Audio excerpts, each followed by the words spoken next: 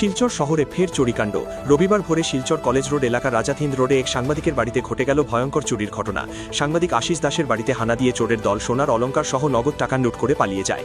ঘটনার পর গোটা এলাকায় চরম আতঙ্ক ছড়িয়েছে। উঠছে প্রশ্ন, শিলচরে পুলিশি টহল চলা সত্ত্বেও কিভাবে ঘটল এই ভয়াবহ চুরিকাণ্ড।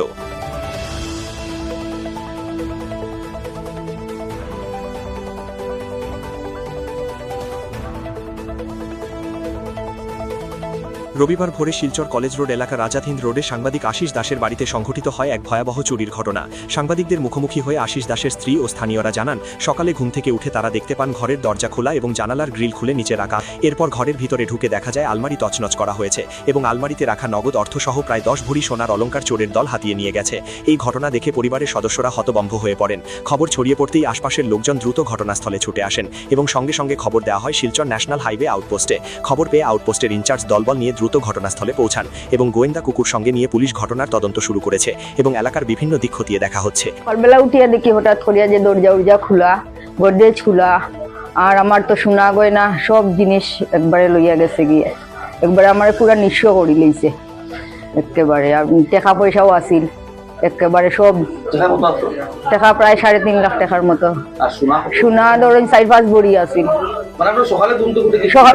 না, সকালবেলা উঠে দেখি দরজা খোলা, গডরেজও খোলা, তোমার সব জিনিস এলোমেলো। তারপরে তো মানে দেখি গিয়া বাইরে সব খুলিয়া মানে সব জিনিস এমনি রাখিয়া গেছে গিয়া, আর সোনার গয়না সব টাকা পয়সা সব লইয়া গেছে গিয়া। এখানে হলো ওয়েস্ট আজাদিন রোড। আমার নিজের বাসা। আমার দেবজানী দাস। আশিস দাস। হ্যাঁ, তান বাসা। না জানাই যে যাতে এটা এরকম যে হইছে যে মানে এটারে দৌড়াউক, মানে তারে শাস্তি দেওয়া হোক আর কি, এটা আমরা চাই আর কি, সে করছে এরকম। এদিকে স্থানীয়দের দাবি এলাকায় পুলিশি টহলদারি আরও বাড়াতে হবে এবং এই চোরের দলের বিরুদ্ধে কঠোর ব্যবস্থা গ্রহণ করতে হবে। প্রশাসনের পক্ষ থেকে জানানো হয়েছে অতি শীঘ্রই চোরের দলকে আটক করে কঠোরতম শাস্তি নিশ্চিত করা হবে। শিলচরে একের পর এক চুরি সাধারণ মানুষের নিরাপত্তা নিয়ে বড় প্রশ্ন। এখন দেখার পুলিশ কত দ্রুত চোরের দলকে ধরে এলাকায় স্বস্তি ফেরাতে পারে। সকাল আমাদের সিনিয়র জার্নালিস্ট আশিস দাসের ঘরে চুরি হয়। আমরা সবাই পাড়ার যারা আমরা আছি আমরা এসে দেখেছি যে জানলা ভাঙা, গোদরেজ ভাঙা, জিনিসপত্র পিছনে নিয়ে চোরগুলো যে জিনিস নেওয়ার ওরা নিয়ে গেছে, বাকিগুলো রেখে গেছে। সোনা যা খবর পেলাম যে 10 থেকে 12 ভরি সোনা, টাকা প্রায় 3.5 থেকে 4 লক্ষ টাকা ঘর থেকে নিয়ে গেছে।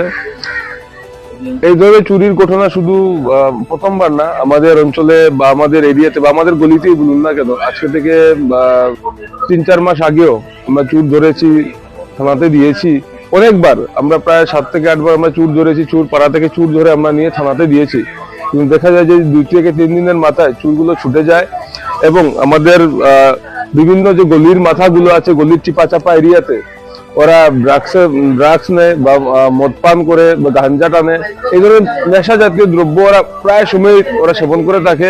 কেউ যদি কিছু বলে তো তেড়ে আসে, মারতে আসে বা গালিগালাজ করে। তো প্রশাসনের কাছে আবেদন থাকবে যে এই যে জায়গায় যে কম বয়সী ছেলেদের মদ সেবন করা বা যে কোনো নেশাগ্রস্ত হয়ে যে ওদের আড্ডাটা, সেটা দিকে কিন্তু লক্ষ্য রেখে প্রশাসনের কাজ করা উচিত। আর আমাদের যারা শুধু এই অঞ্চল বলবো না, শিলচরের বিভিন্ন অঞ্চলে কিন্তু এভাবে ছেলেরা, আমাদের গলির ছেলেরা বলুন বা পাড়ার ছেলেরা বলুন, ওরা কিন্তু এগিয়ে আসতে হবে। এরকম যারা অসামাজিক কার্যকলাপ চলে থাকে গলির চিপা চাপাতে, সেদিকে আমরা লক্ষ্য করে কিন্তু কিছু কাজ করা উচিত। আমরা যুবক যারা আছি ওদের যাতে ওদের বিরুদ্ধে যাতে ওরা কিছু করতে পারে। আর প্রশাসনের কাছে আবেদন থাকবে যে এই যে 2 দিন বা 3 দিনের মাথায় যে চুরগুলোকে ছেড়ে দেওয়া হয়, সঠিক তদন্ত এবং প্রশাসনিক যে রকম সম্ভব ওদের কিন্তু সহায়তা করতে হবে।